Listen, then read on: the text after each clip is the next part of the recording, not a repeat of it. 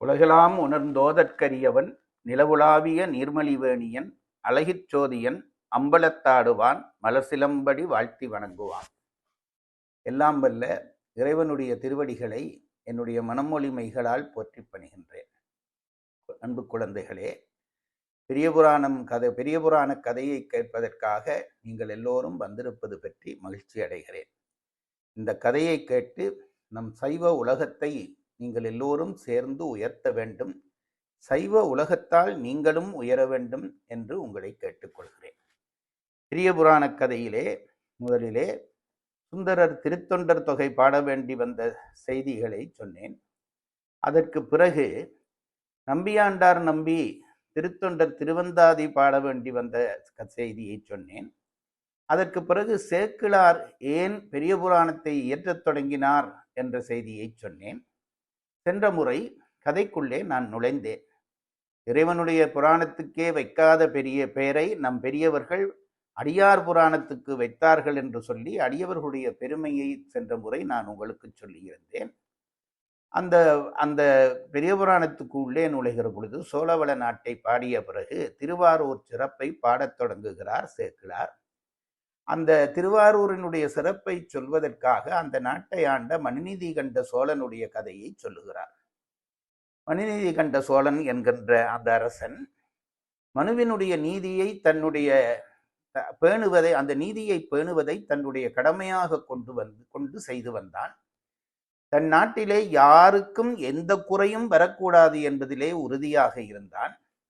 அப்படி இருந்த காரணத்தினாலே எந்த மக்களுக்கு ஒரு சிறு துயரம் வந்தாலும் தனக்கு அது தெரிய வேண்டும் என்பதற்காக தன் அரண்மனை வாசலிலே ஒரு ஆராய்ச்சி மணியை கட்டி வைத்திருந்தான். அவன் அந்த மணியை கட்டிய நாள் தொடக்கம் யாரும் அந்த மணியை அடிக்கவில்லை.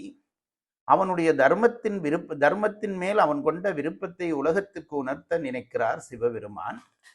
ஒரு நாள் அவனுடைய மகன் மன்னிதி கண்ட சோழனுடைய மகன் வீதிவிடங்கன் என்கிறவன் தேரிலே ஏறி கோயிலுக்கு போகிற பொழுது ஒரு தாயிடம் பால் குடித்து விட்டு வந்த பசுக்கன்று தேர்ச்சில்லுக்குள்ளே அகப்பட்டு இறந்து போகிறது. இதை பார்த்த உடனே அந்த பசு வருந்தி நான் நீதி கேட்க வேண்டும் என்று அரசனுடைய அரண்மனை வாயிலிலே கட்டப்பட்டிருந்த அந்த மணியை தன் கொம்பினாலே அடிக்கிறது. அதன் கண்ணிலே இருந்து கண்ணீர் வழிகிறது. அரசன் எழும்பி என் மணி ஆராய்ச்சி மணி இதுவரை அடிக்கப்படாத ஆராய்ச்சி மணி அடிக்கிறதே என்று பதற்றத்தோடு ஓடி வந்து பார்க்கிறான். ஒரு பசு கண்ணீரோடு மணி அடிக்கிற காட்சியை காண்கிறான். கோபத்தோடு தன் மந்திரிமாரை பார்த்து என்ன நடந்தது, ஏன் இதுவரை இதற்கு என்ன நடந்தது என்று சொல்லவில்லை என்று கேட்கிற பொழுது மந்திரிமார்கள் பேசத் தொடங்கினார்கள் என்ற அளவிலே சென்ற முறை உங்களுக்கு அந்த கதையை நிறுத்தி இருந்தேன். ஒரு முதன் மந்திரி முன்னே வருகிறார். அரசனுக்கு சொல்லுகிறார், அரசனே, கொஞ்சம் பொறுமையாக நீ கேட்க வேண்டும். உன்னுடைய பிள்ளை இன்றைக்கு கோயிலுக்கு போக வேண்டும் என்று புறப்பட்டான். தேர் அவன் சாதாரணமாக புறப்படவில்லை, தேரில் ஏறி புறப்பட்டான். தேர் என்றால் அது மிக உயர்ந்த பெரிய தேர், எங்கிருந்தாலும் யாரும் கண்டுகொள்ளக்கூடிய ஒரு தேர். அது மட்டும் இல்லை, அந்த தேரிலே மணிகள் எல்லாம் கட்டப்பட்டிருந்தன. ஓடுகிற பொழுது அந்த மணி அசைந்து சத்தம் எழுப்பும். ஆகவே தூரத்திலே வருகிறவர்களே ஒதுங்கிக் கொள்ளலாம். அது மட்டும் இல்லாமல் அவன் சாதாரண மக்கள் போகிற வீதியிலே போகவில்லை, அரசர்கள் போகிற வீதியிலே தான் போனான். சுற்றி வர அவனை படை வீரர்கள் இருந்தார்கள், மற்றைய அரசர் குமரர்கள் இருந்தார்கள். இப்படி பாதுகாப்பாக அவன் போய்கொண்டிருக்கிற பொழுது ஒரு பசுக்கன்று தானாக ஓடி வந்து மக்களை விலக்கி கொண்டு அந்த தேர்ச்சிக்குள்ளுக்குள்ளே அகப்பட்டு இறந்து போய்விட்டது.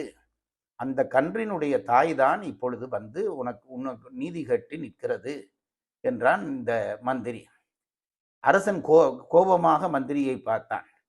என் பிள்ளையை காப்பாற்ற வேண்டும் என்பதற்காக அவனுக்கு சார்பாக செய்தியை சொல்கிறீர்களே, இது ஒரு சாதாரண பசுவா? சாதாரண பசு கன்று இறந்தால் என் நீதி கேட்க வந்து கொம்பினாலே மணியை அடிக்குமா? இது இந்த கன்றுக்கு, இந்த பசுவுக்கு நான் ஏதாவது நீதி சொல்லியே ஆக வேண்டும் என்று நினைத்தவன் தன் மைந்தனை வரை சொல்லி கூப்பிட்டான். நீதி என்று வந்துவிட்டால் விசாரித்துத்தானே தீர்ப்பளிக்க வேண்டும். வீதிவிடங்கன் நடுங்கினபடி வந்து நிற்கிறான். தந்தையை பார்த்து, மகனே, நீதானா இந்த பசுவினுடைய கன்றை கொன்றாய்? அந்த பாவத்தை செய்து விட்டேன் அப்பா என்றான் அவன். பாவி, உன்னை நான் பிள்ளையாக பெற்றதற்கு நீ செய்த பயன் இதுதானா என்று அவனை கோபித்து விட்டு, இப்பொழுது நான் தீர்ப்பு சொல்லப் போகிறேன் என்று முதல் மந்திரியை அழைத்தார்.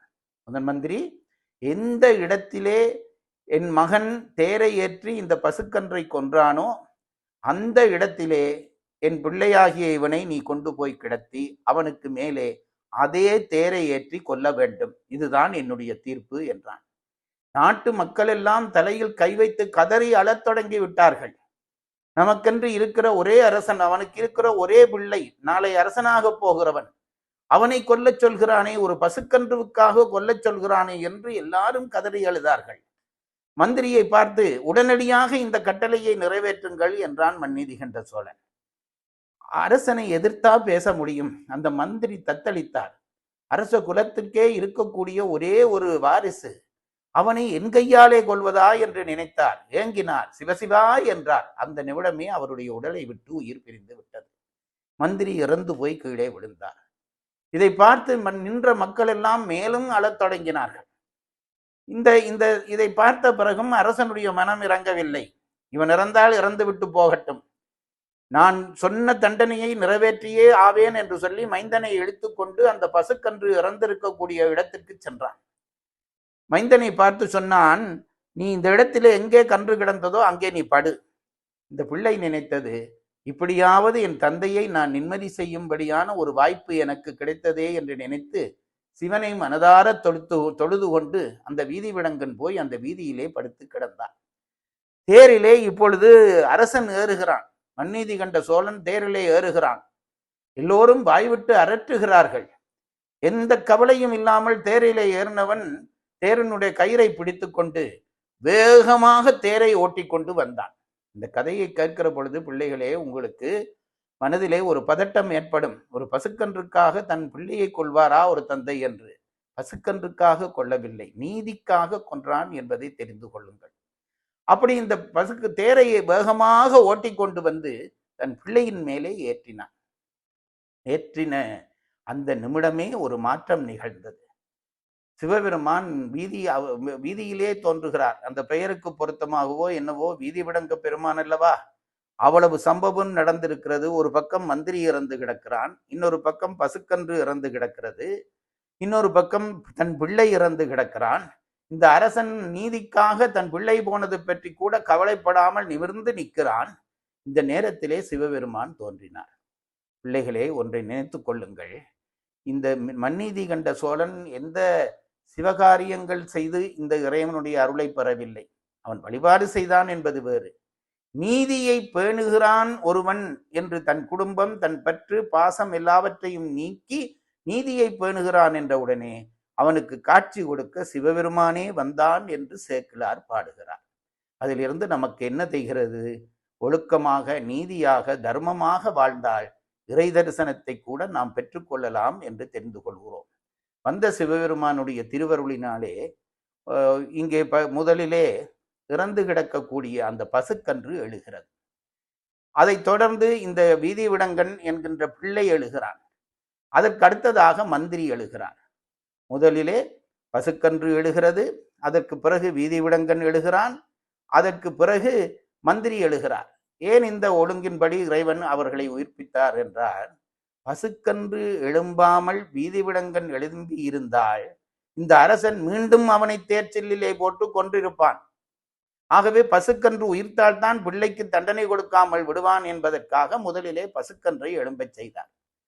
அதற்கு பிறகு இந்த இந்த வீதி விடங்கனை எழுப்புகிறார்.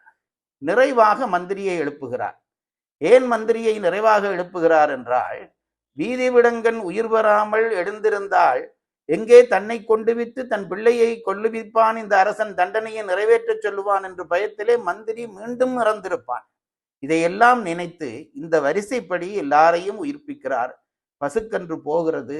அந்த உயிர்த்த பசுக்கன்றை தாய் மோந்து இன்பப்பட்டு அதை நக்கி சந்தோஷப்படுகிறது. பிள்ளை எழுந்ததை கண்டு நாட்டு மக்கள் எல்லோரும் சந்தோஷப்படுகிறார்கள். அரசன் கண்ணிலே இருந்து கண்ணீர் வழிகிறது. அதற்கு பிறகு மந்திரி எழுகிறார். அவர் நடந்த சம்பவங்களை பார்த்து நீதிக்காக இறைவன் அளித்த பரிசு இது அல்லவா என்று நினைத்து தலையில் கைகூப்பி வணங்குகிறார். இப்படி வணங்குகிற இந்த அரசனால் ஆளப்பட்ட ஊர்தான் திருவாரூர் என்கின்ற ஊர் என்று சொல்லி அந்த ஊர் சிறப்பை பாடி கதையை தொடங்குகிறார் சேக்கிழார். பிள்ளைகளே, சிவனடியார்கள், நாங்கள் பேசப்போகிற சிவனடியார்களுக்குள்ளே ஒருவராக மனுநீதி கண்ட சோழன் இல்லை. நான் திரும்பவும் சொல்லுகிறேன். ஒரு நகரச் சிறப்புக்கு பாடுவதற்காக அவர் கதையை இவ்வளவு விரிவாக பாடியிருக்கிறார் சேக்கிழார். ஏனென்றால் நம் சைவத்தினுடைய மரபு என்னவென்றால், ஆண்டவனை அடைய வேண்டுமானால் முதலிலே நாம் எல்லோரும் நீதியுள்ளவர்களாக இருக்க வேண்டும், தர்மத்தை பேணுகிறவர்களாக இருக்க வேண்டும். தர்மத்திலே கால் வைத்து விட்டால் படிப்படியாக அதுவே நம்மை கொண்டு போய் ஆண்டவரிடம் சேர்த்துவிடும். நீங்கள் எல்லோரும் பார்த்திருப்பீர்கள், மிகப்பெரிய கடைகளிலே அல்லது விமான நிலையம் போன்றவற்றிலே தானாக ஏறுகிற படிகள் இருக்கும், மின்சார படிகள். அந்த படிகளிலே நாங்கள் ஏற தேவையில்லை. ஒரு படியிலே நாம் கால் வைத்து விட்டால் அந்த படியே அடுத்த படிக்கு அடுத்த படிக்கு என்று நம்மை கடத்தி கொண்டு போய் மேல் மட்டத்திலே அது சேர்ப்பித்து விடும். அதுபோலத்தான் ஆண்டவனை அடைய வேண்டும் என்றால் நாங்கள் பல தூரம் பயணிக்க தேவையில்லை. தர்மம் என்கின்ற படியிலே ஏறிவிட்டோமானால் அந்த தர்மமே கடவுளிடம் நம்மை கொண்டு போய் சேர்க்கும் என்ற செய்தியை சொல்வதற்காகத்தான் மனுநீதி கண்ட சோழன் கதையை சேக்கிழார் அந்த திருவாரூர் சிறப்பிலே சொல்லிவிட்டு பெரிய புராணத்துக்குள்ளே நம்மை அழைத்துச் செல்கிறார். மிகுதி கதையை அடுத்த முறை பார்ப்போம்.